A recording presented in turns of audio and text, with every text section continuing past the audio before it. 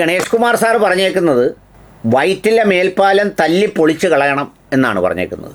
സംഗതി ഗണേഷ് കുമാർ സാറിനോട് നമുക്ക് വിയോജിപ്പൊക്കെ ഉണ്ടെങ്കിലും സാറ് പറയുന്ന സ്റ്റേറ്റ്മെൻറ്റുകളെല്ലാം നല്ല ഒന്നാം തരം സ്റ്റേറ്റ്മെൻറ്റാണ്. സിനിമാ നടന്മാരെ പോലും വെല്ലുവിളിക്കുന്ന സ്റ്റേറ്റ്മെൻറ്റാണ്. മൊബൈൽ ഫോണിലൊക്കെ സാറ് PWD ഉദ്യോഗസ്ഥരെയും ഡോക്ടർമാരെയും എഞ്ചിനീയർമാരെയൊക്കെ പറപ്പിക്കുന്ന പറപ്പീര് കാണണം. അതൊക്കെ ക്യാമറയിലും വീഡിയോയിലും ഒക്കെ എടുത്തങ്ങോട്ട് ഇടുമ്പോഴത്തേക്ക് പത്തനാപുരത്തുകാരെല്ലാം കോൾമയർ കൊല്ലും. കോൾമയർ കൊണ്ടിങ്ങനെ കുളിര് പോരും. അത്തരത്തിൽ കുളിര് പോരുന്ന ഒരു സംഗതിയാണ് അങ്ങിപ്പോൾ പറഞ്ഞത്. മേൽപ്പാലം വൈറ്റിലയിലെ പൊളിച്ച് ഇടിച്ച് റെഡിയാക്കണമെന്ന്. ഞാനും അങ്ങയുടെ അഭിപ്രായക്കാരനാണ്. പക്ഷേ സാറേ, ഇതിനകത്തൊരു കാര്യമുണ്ട്. ഈ പണിയെല്ലാം ചെയ്യുമ്പോഴും നമ്മൾ സാധാരണ വീട്ടിൽ ഈ ആശാരിമാരെ പണിക്ക് വിളിക്കുമ്പോൾ ഏത് പുതിയ ആശാരിയോ മേശരിയോ ഇലക്ട്രീഷ്യനെയോ ഒക്കെ പണിക്ക് വിളിച്ചാലും അയാൾ ആദ്യം വന്നിട്ട് പറയുന്നത് എന്തോ അറിയാമോ? ഇത് പണിഞ്ഞത് ആരാ? എടാ, ഇവൻ പണിക്കാരനാണോ? ദാണ്ട കണ്ടില്ലേ, ഈ കതവ് ഇങ്ങോട്ട് തുറക്കുന്നു, ഇങ്ങനെയാണോ പണിയേണ്ടത്? ഞാനിപ്പോൾ റെഡിയാക്കി തരാമെന്നും പറഞ്ഞ് അവനൊരു പണി നടത്തിയേച്ച് പോയി കഴിഞ്ഞ് പിന്നെ നമുക്ക് പലതും പഴയതുപോലെ പോലും ചെയ്യാനൊക്കില്ല. അപ്പം നമ്മൾ പുതിയൊരാളിനെ വിളിക്കുമ്പം അയാൾ ചോദിക്കുവേ, അവനൊന്നും മേശരിയല്ലെന്ന് ചെയ്തു വെച്ചേക്കുന്നത് കണ്ടില്ലയോ എന്ന് പറയുന്നത് പോലുള്ള ഒരു പണിയാണ് ഇപ്പം നടന്നുകൊണ്ടിരിക്കുന്നത്. സാറിപ്പോൾ ഒരു പാലം പൊളിക്കുന്ന കാലമല്ലയോ കാര്യമല്ലയോ പറഞ്ഞുകൊണ്ടിരിക്കുന്നത്. എല്ലാം കേരളം മൊത്തം ഇപ്പോൾ എല്ലാവരും ഉള്ളു നൊന്ത് നീറുന്ന ഒരു പ്രശ്നമുണ്ട്. ഈ ദേശീയപാതയുടെ ചൈനീസ് വൻമതിൽ അറിയാവോ? സാറിൻ്റെ സർക്കാരിൻ്റെയൊക്കെ കാലത്ത് ഡിസൈൻ ചെയ്ത് അംഗീകാരം കൊടുത്ത് ജയിച്ചതാണ്. ഇപ്പോൾ പലയിടത്തെയും സ്ഥിതി കാണുമ്പോൾ തോന്നുന്നത് എന്തുവാണെന്നറിയാവോ?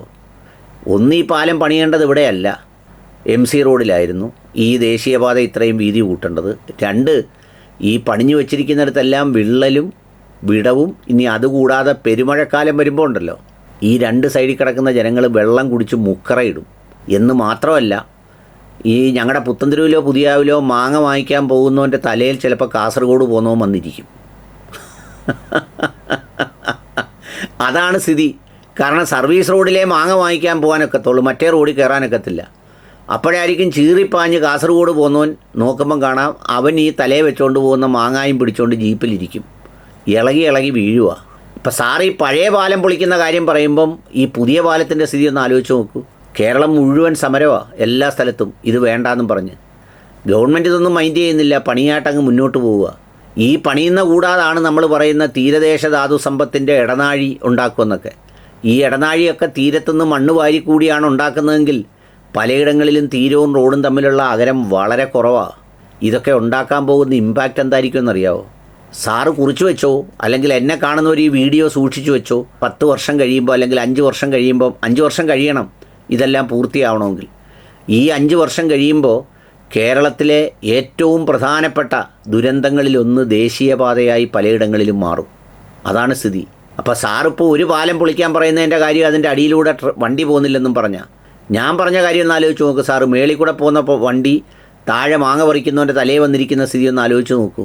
അപ്പോൾ അതുകൊണ്ട് ഇത് വലിയ പരീക്ഷണമായിരിക്കും ഈ ദേശീയപാതയോരങ്ങളിൽ താമസിക്കുന്ന മനുഷ്യർക്കും ഇത് ഉപയോഗിക്കുന്നവർക്കും ഒന്നുമാണ് എൻ്റെ ഉത്തമമായ ഒരു ബോധ്യവും ചിന്തയും.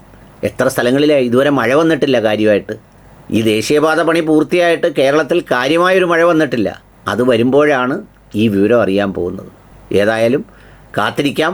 ദൈവം മഹാദുരന്തമൊന്നും നൽകാതിരിക്കട്ടെ. അതുകൊണ്ട് സ്റ്റേറ്റ്മെൻറ്റൊക്കെ ആഞ്ഞ് കാശുമ്പോൾ ഇതിൻ്റെയൊക്കെ ഒരു ഭവിഷ്യത്ത് കൂടി കാത്തിരിക്കുന്നതിനെക്കുറിച്ചൊരു ഓർമ്മയുണ്ടാവണം എന്നേ ഉള്ളൂ.